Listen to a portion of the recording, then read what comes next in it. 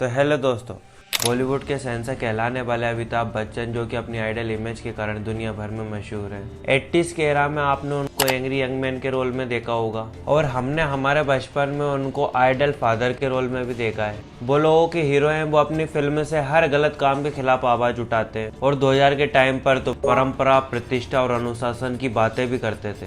एक वक्त तो ऐसा भी था जब बॉलीवुड के शहंशाह अपनी आइडल इमेज को दांव पर लगाकर बी ग्रेड फिल्म की तरफ चले गए थे। एक आइकॉनिक एक्ट्रेस के ऊपर ट्रक भर के फूल बरसाने से लेकर एक यंग एक्ट्रेस को जबरदस्ती किस करने तक। इस वीडियो में हम Amitabh Bachchan the big B और बॉलीवुड इंडस्ट्री की लाइफ के उन हिस्सों की कहानियों के बारे में बात करेंगे जो कहीं गुमनाम है। तो वीडियो शुरू होने से पहले हमारे चैनल को सब्सक्राइब कर लें। तो आज मैं निर्माण शर्मा आपको बताऊंगा कि अमिताभ बच्चन जितने पर्दे पर इंस्पिरेशन है उतने रियल लाइफ में है या नहीं है, और एक फैन होने के नाते क्यों हमें सोचने पर मजबूर कर देंगे किससे। तो आइए इस वीडियो में समझते हैं।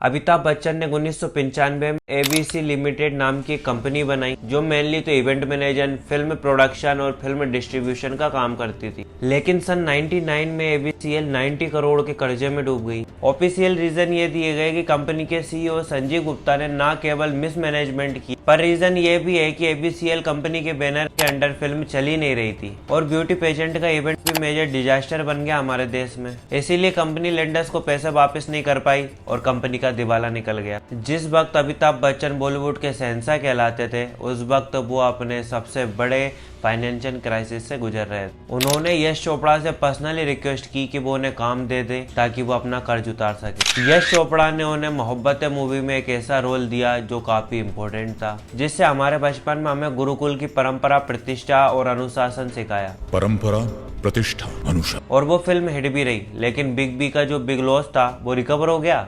जी नहीं।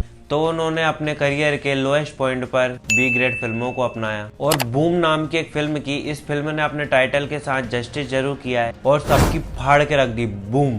फिल्म में बड़े बड़े स्टार्स थे जैसे गुलशन ग्रोवर, बमन ईरानी एंड सबसे बड़ा सरप्राइज फैक्टर कटरीना कैफ हमें सुपर बोल्ड कैरेक्टर में नजर आई। फिल्म के सीन इतने ऑब्जर्व हैं कि हमें पता ही नहीं चलेगा कि बी ग्रेड फिल्म है या फिर, और डेस्परेट ने उनको लो ग्रेड मूवीज करने पर मजबूर कर दिया। ये लिटरली सिमिलर है राजेश खन्ना की लाइफ से, क्योंकि करियर में आगे चल के उनको भी फिल्म नहीं मिल रही थी और उनको भी बी ग्रेड फिल्म करना पड़ा था, जिसे देखकर आपके होश उड़ जाएंगे। तो 80s का उनका एक इंसिडेंट सुनो।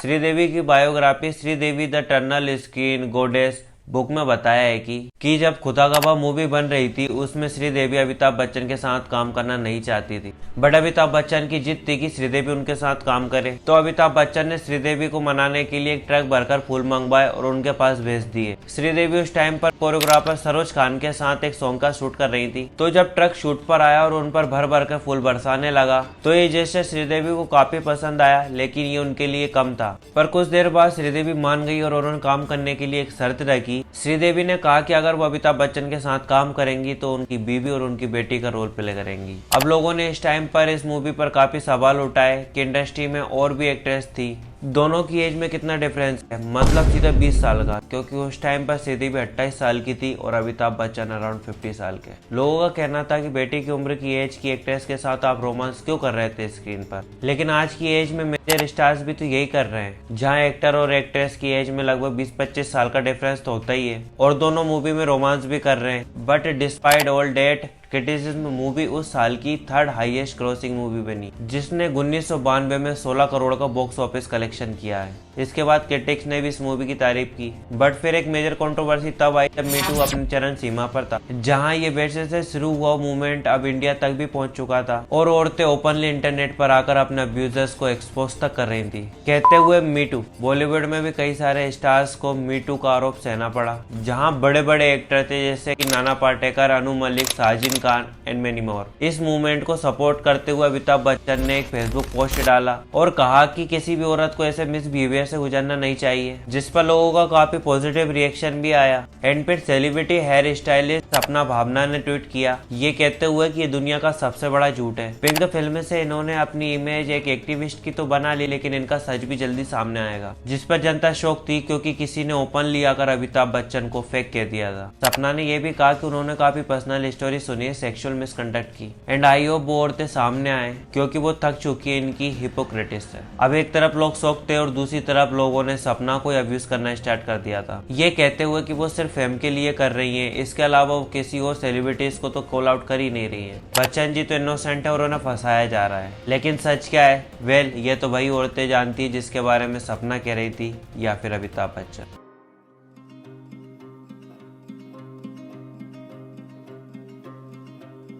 इस कंट्रोवर्सी में एक और नाम सामने आता है सारा अली खान की मां अमृता सिंह का, जो 90s की एक बहुत बड़ी सुपरस्टार थी।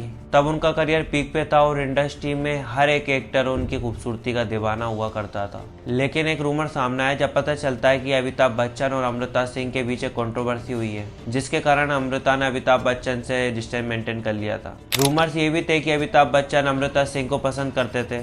एक दिन मुंबई में कहीं एक पार्टी चल रही थी जिसमें अमृता सिंह अपने फ्रेंड्स के साथ आई हुई थी, एंड अमिताभ बच्चन भी उस पार्टी में अपने सबसे क्लोज फ्रेंड डैनी डेंजोपा के साथ आए थे। ऐसा कहा जाता है कि अमृता की नजर डैनी पर पड़ी और वो डैनी से इतनी इम्प्रेस हो गई कि डैनी के पास गई और उनको डांस करने के लिए पूछा। डैनी ने हाँ कर दी और दोनों डांस फ्लोर पर डांस करने लग गए, लेकिन ये अमिताभ बच्चन को पसंद नहीं आया। रूमर्स ये भी थे कि अमिताभ बच्चन ने उस पार्टी में काफी ज्यादा पी रखी थी और उनको बुरा लगा कि अमृता ने डांस के लिए उन्हें इनवाइट क्यों नहीं किया। अब अमिताभ से बर्दाश्त नहीं हुआ और वो सीधे डैनी के पास गए और अमृता के साथ डांस करने के लिए उन्हें इंसिस्ट करते रहे, लेकिन अमृता ने साफ मना कर दिया था। अब अमिताभ से सहन नहीं हुआ और उन्होंने अपनी सारी हदें पार कर दी। उन्होंने अमृता को पकड़ा और अपनी तरफ खींचा और जबरदस्ती किस कर दिया। यह हरकत एक तरह से अनएक्सपेक्टेड और अनकंफर्टेबल थी। इसके बाद अमृता तो शौक में आ गई और वो जैसे तैसे अमिताभ बच्चन से पीछे छुड़ाकर वहां से भाग गई।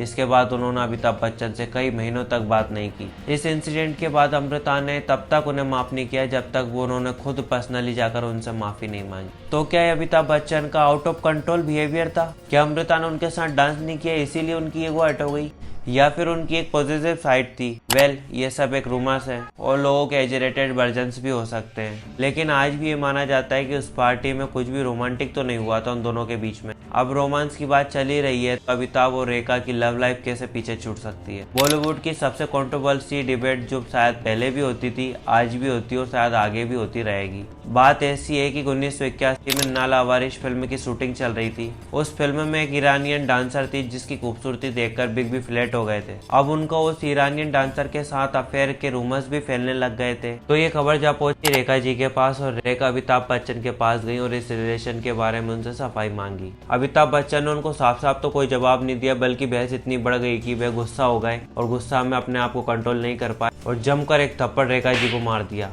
इस इंसिडेंट से रेखा जी इतनी हर्ट हो गई कि उन्होंने यश चोपड़ा की फिल्म सिलसिला में अमिताभ बच्चन के साथ काम करने से भी मना कर दिया था। बट समहाउ यश चोपड़ा जी ने रेखा जी को मना लिया और इस आइकॉनिक लव ट्रायंगल मूवी में अमिताभ बच्चन, रेखा और जया बच्चन लास्ट बार काम करते हुए नजर आए हमें। और 1981 में बनी फिल्म सिलसिला जो कि 2.5 करोड़ के बजट पर बनी थी, जिसने बॉक्स ऑफिस पर सिर्फ 1.5 करोड़ का कलेक्शन किया था और ये लव ट्रायंगल स्क्रीन पर एक डिजास्टर साबित हुआ। और रेखा जी ने एक इंटरव्यू में ये भी कहा कि उन्होंने ये सब अपनी फैमिली, अपने बच्चों को प्रोटेक्ट करने के लिए किया और उन्होंने कहा कि मुझे लगता है ये बहुत खूबसूरत और उन्हें परवाह नहीं कि लोग उनके बारे में क्या सोचते हैं। मेरी उनके लिए या उनकी मेरे लिए क्या फीलिंग्स है ये लोगों को क्यों पता चले। मैं उनसे प्यार करती हूँ और वो मुझसे प्यार करते हैं, बस इतना काफी है।